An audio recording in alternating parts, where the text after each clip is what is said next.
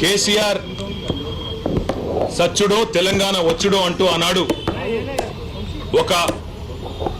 ప్రాణత్యాగానికి కూడా సిద్ధపడి తెలంగాణ రాష్ట్ర సాధనలో భాగంగా పదవీ త్యాగంతో ప్రారంభమైన పార్టీని ప్రాణత్యాగానికి కూడా రాష్ట్ర సాధన కోసం సిద్ధపడి మా నాయకుడు తెలంగాణ మహానాయకుడు కేసీఆర్ గారు దీక్షకు దిగి 11వ రోజు దేశ రాజకీయ వ్యవస్థను మొత్తం పార్లమెంటు వేదికగా అతలాకుతలం చేసి దేశ రాజకీయ వ్యవస్థ మెడలు వంచి తెలంగాణ ప్రజా కదలికలతో ఢిల్లీ పాలకుల గుండెల్లో గుబులు పుట్టించిన రోజు డిసెంబర్ 9. ఈరోజు ఆ డిసెంబర్ 9 ఏ రోజైతే దీక్ష ఫలవంతమైందో, దీక్ష విజయవంతమైందో ఆ రోజును దీక్షా విజయ దివస్గా మేమందరం కూడా జరుపుకుంటా ఉన్నాం. ఈ సందర్భంగా తెలంగాణ అమరవీరులకు, విద్యార్థి అమరవీరులకు, తెలంగాణ ఉద్యమంలో అసూలు వాసిన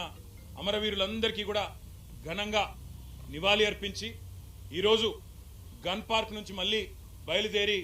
అసెంబ్లీ సమావేశాలకి బీఆర్ఎస్ పార్టీ సభ్యులందరం కూడా, శాసనసభ్యులు, శాసన మండలి సభ్యులందరం కూడా వెళ్ళబోతా ఉన్నాం. ఈ సమావేశాల్లో ప్రజా గొంతుకై రాష్ట్ర ప్రజల తరపున రాష్ట్రంలో నెలకొని ఉన్న అన్ని సమస్యల గురించి మాట్లాడతాం. అదే మాదిరిగా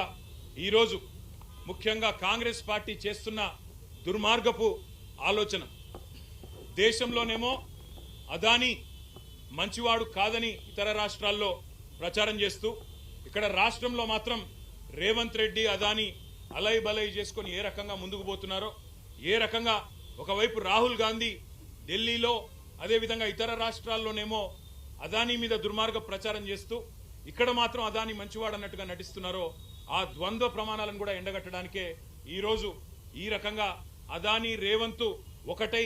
తెలంగాణ ప్రజలతో ఆడుతున్న నాటకాన్ని కూడా బయట పెట్టడానికే ఈ రకంగా మేము నిరసనగా ముందుకు పోతా ఉన్నాం.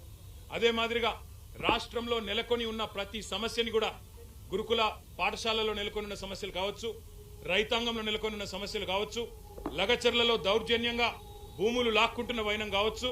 అదే మాదిరిగా నెరవేరని గ్యారంటీలు, ఇచ్చిన 420 హామీలు వాటిని తుంగలో దొక్కిన వైనం, అన్నింటికి మించి తెలంగాణ అస్తిత్వం మీద జరుగుతున్న దాడి, ఇవాళ తెలంగాణ తల్లినే మారుస్తానంటున్న రేవంత్ రెడ్డి యొక్క దుర్మార్గపు ఆలోచనను కూడా నిరసిస్తూ మేమందరం కూడా ఈరోజు శాసనసభ సమావేశాల్లో మా పార్టీ తరఫున, తెలంగాణ ప్రజల తరఫున మా పార్టీ యొక్క ఆలోచన విధానాన్ని, తెలంగాణ ప్రజల యొక్క ఆర్తిని ఈ 2 సభల్లో కూడా వినిపిస్తాం. తప్పకుండా ఈ కాంగ్రెస్ పార్టీ యొక్క ద్వంద్వ విధానాన్ని, కాంగ్రెస్ పార్టీ యొక్క